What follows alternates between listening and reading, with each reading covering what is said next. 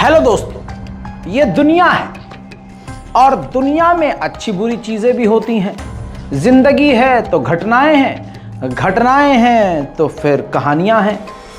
कुछ ऐसी कहानियां होती हैं जो आपसे छुपाई जाती हैं और एक लंबे समय के बाद सामने आती हैं, जो रूह को हिला और दिमाग को डरा देती हैं। ये भूत की कहानी नहीं और ये कोई झूठी घटना नहीं है। दुनिया में एक अलग बहुत इम्पोर्टेंट चीज़ है जिसे विज्ञान कहा जाता है, जिसके ज़रिए आज हमने सब कुछ हासिल किया है। साइंटिस्ट इसी तरह के एक्सपेरिमेंट अलग अलग करके नई नई चीज़ों की खोज करते रहते हैं। आइए रूस का एक ऐसा ही एक्सपेरिमेंट आपको बताने वाला हूँ, जिस एक्सपेरिमेंट को लगभग 70 सालों तक रूस ने छुपाया। कौन सा वो एक्सपेरिमेंट था, थंबनेल से आप समझ गए होंगे। एक्सपेरिमेंट था स्लीपिंग एक्सपेरिमेंट। यानी रूस के वैज्ञानिकों ने सन 1940 के वक्त, जब वर्ल्ड वॉर 2 चल रही थी, ऐसे दौरान जहां कई देश अपने दुश्मन से लड़ रहे थे, उसमें सोवियत संघ भी शामिल था। और सोवियत संघ उस वक्त कई हजार कैदियों को, अपने विद्रोहियों को जेल में डालकर एक्सपेरिमेंट करने की सोचने लगा था। मेरे दोस्तों, रूस के वैज्ञानिक सोवियत संघ के वैज्ञानिकों ने सोचा क्यों ना एक नया एक्सपेरिमेंट करें, और उन्होंने अपनी सरकार के आगे एक प्रपोजल रखा कि हम ये देखना चाहते हैं कि इंसान बिना सोए रह सकता है कि नहीं।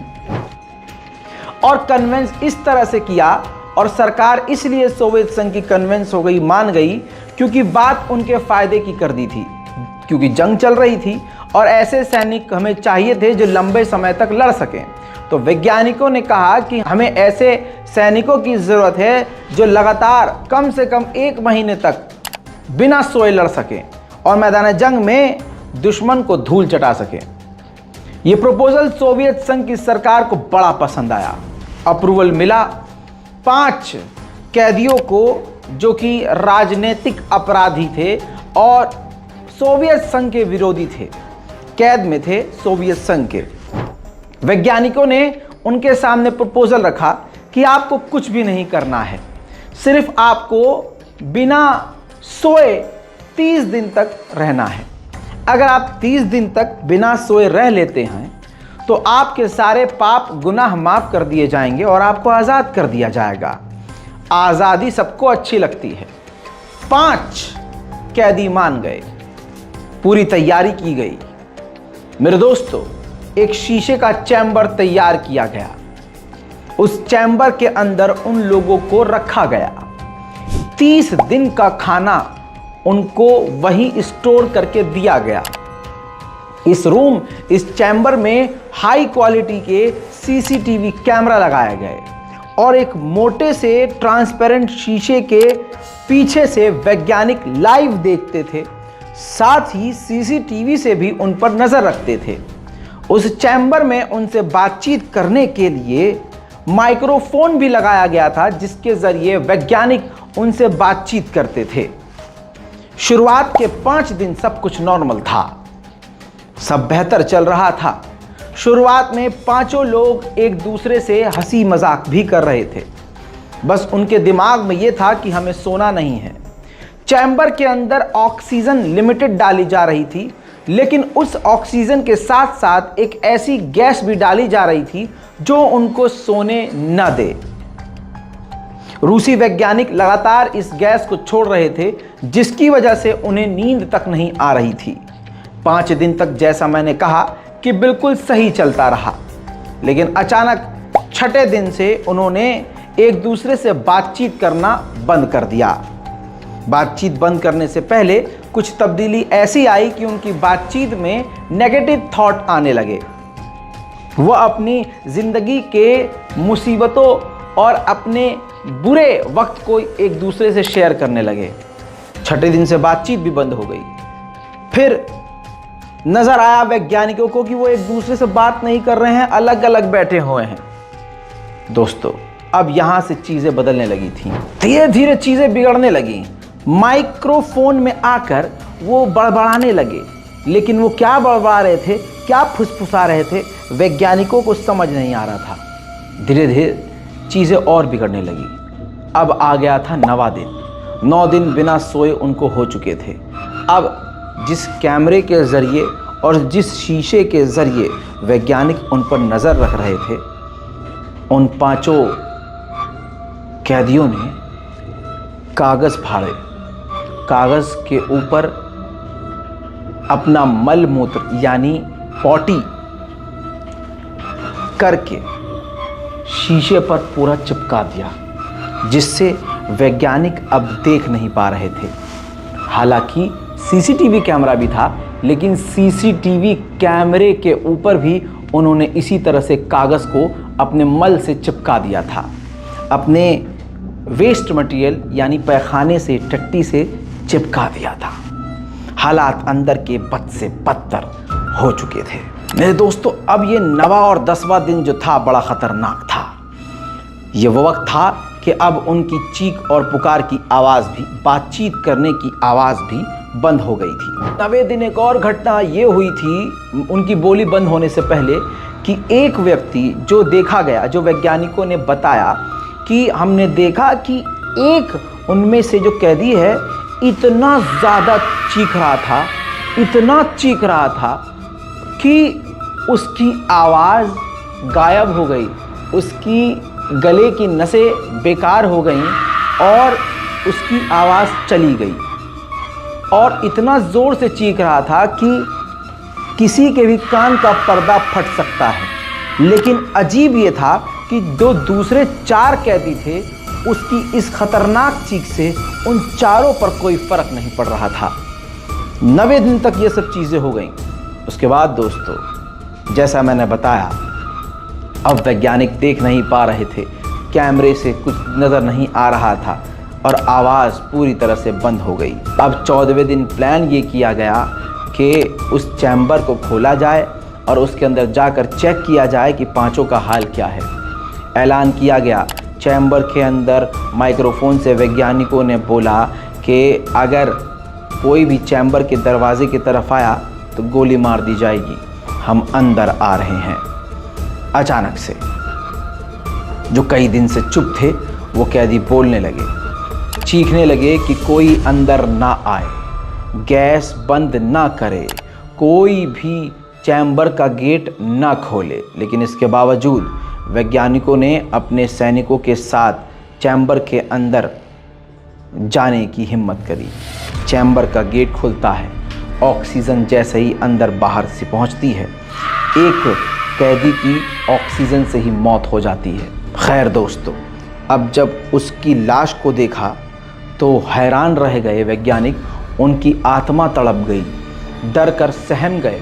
सैनिकों के हाथ में हथियार तो थे, लेकिन आपको बता दूं कि हाथ काँप रहे थे, क्योंकि मरने वाला जो शख्स था उसके जिस्म से कई हिस्सों से गोश्त हट चुका था।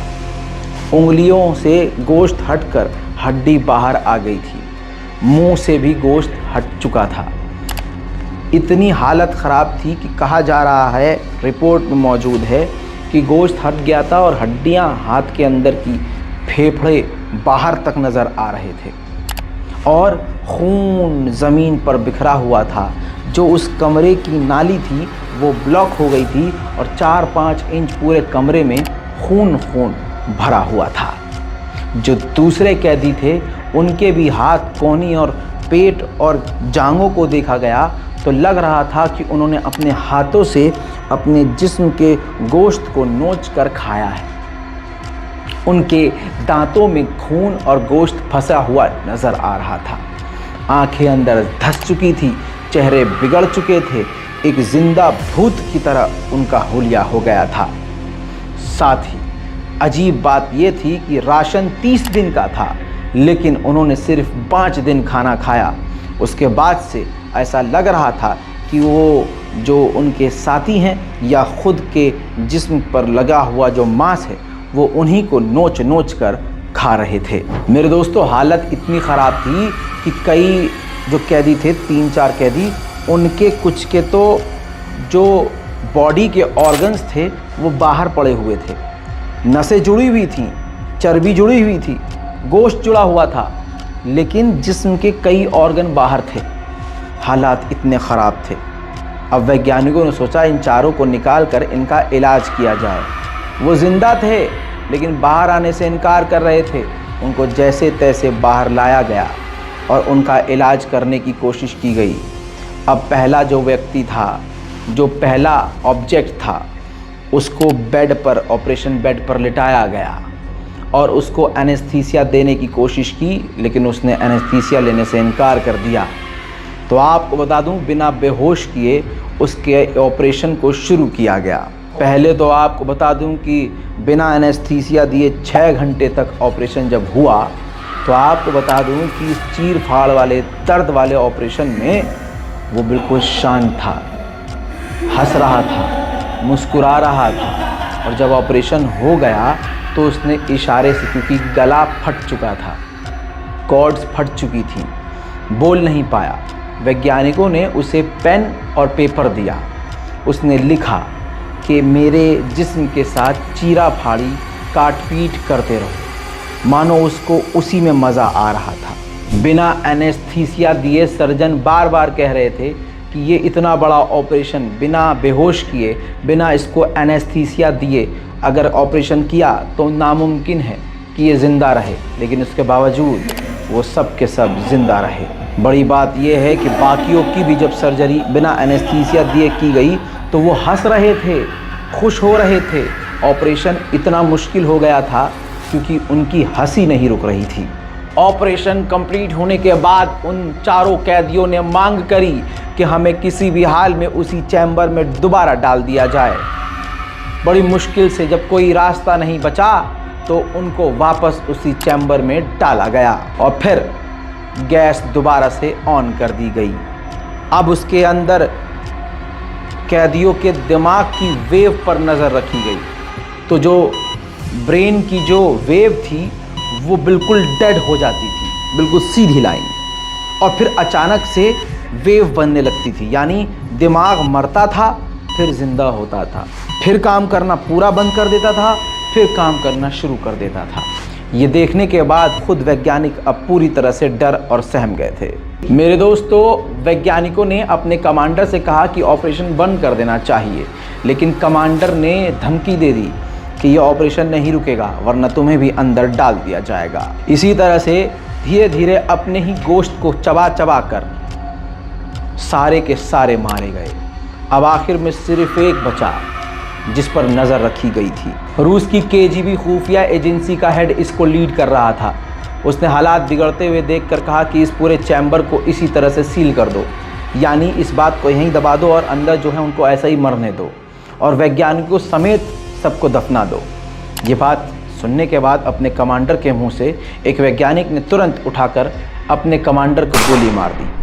उसके बाद वो चैम्बर के अंदर गया। चैम्बर के अंदर जाने के बाद बचे हुए आखिरी इंसान से उसने बात जब करी तो उसको एहसास हुआ कि ये ज़िंदा ही नहीं है और इसको ज़िंदा रहना नहीं चाहिए। वो बातें किस तरह की थीं रिपोर्ट में लिखी नहीं गई हैं, लेकिन ऐसी बातें बोली कि जिससे वैज्ञानिक को यकीन हो गया कि अब ये इंसान नहीं हैवान बन गया है। मैं आपको बता दूं कि चंद बातें सामने आई हैं जो वैज्ञानिक से उसने कही और वैज्ञानिक ने बाद में आकर बताई। उस बचे हुए इंसान ने कहा कि मैं वो हूँ जिसे आप हर दिन दबा देते हो, मैं वो हूँ जिसे आप सुलाकर मिटा देते हो, मैं आप सब लोगों के अंदर हूँ, मैं वो हूँ जो आपके अंदर हूँ और मांग करता हूँ, भीख मांगता हूँ आज़ाद होने की। यानी ये कहा गया है उस बंदे के द्वारा कि मैं जो हूँ वो कैरेक्टर हूँ जो हर इंसान के अंदर है, लेकिन जब आप सो जाते हैं तो मैं दब जाता हूँ, मैं मिट जाता हूँ और ये चीज़ें नज़र नहीं आती, लेकिन मैं बाहर निकलना चाहता हूँ, मैं ऐसा ही रहना चाहता हूँ। यानी उसने कह दिया कि हर इंसान के अंदर हैवान है, अगर वो नहीं सोएगा, अगर वो सोता नहीं है तो वो ऐसा ही हो जाएगा। ये बातें सुनने के बाद वैज्ञानिक ने खुद ही अपने हाथों से उस आखिरी बंदे को गोली मार दी। इसके बाद इस पूरी खबर को, रिसर्च को दफना दिया गया। लेकिन 59 साल बाद ये रिपोर्ट सामने आई। सन 2009 में क्रीपी पास्ता नाम की एक वेबसाइट ने जो एक्सपेरिमेंट करती है, उसने अपने आर्टिकल में लिखा और इस एक्सपेरिमेंट का जिक्र किया। जब ये कहानी सामने आई तो रूस ने साफ इनकार कर दिया कि इस तरह का कोई एक्सपेरिमेंट देश में नहीं किया गया। लेकिन इस एक्सपेरिमेंट को लेकर काफ़ी तथ्य भी, प्रूफ भी सामने आए। कुछ लोगों का मानना था कि ये सच है, वहीं कुछ लोगों का कहना ये था कि काल्पनिक कहानी है। लेकिन आज तक इस पर बहस जारी है। रूस ने अपना ख़तरनाक एक्सपेरिमेंट छुपा तो लिया, लेकिन दुनिया के सामने एक बात फिर से आ रही है जो दिमाग में बैठती है। ऐसा हम बहुत सारे लोगों के अंदर देखते हैं जो नींद कम लेते हैं, उनके अंदर चिड़चिड़ापन, गुस्सा हद से ज़्यादा होता है। तो शायद उस एक्सपेरिमेंट के आखिरी व्यक्ति ने जो बात कही कि मैं तुम सब के अंदर हूँ, शायद वो सच तो नहीं कि जो इंसान कम सोता है उसका गुस्सा, उसका चिड़चिड़ापन बहुत ज़्यादा होता है। बहरहाल इस रिपोर्ट को, इस एक्सपेरिमेंट को जानकर आपको कैसा लगा, नीचे कमेंट कीजिएगा। अगर इसी तरह के रिपोर्ट्स और ऐसी ही कहानियाँ आपको चाहिए तब भी आपको कमेंट ज़रूर करना होगा। जय हिंद।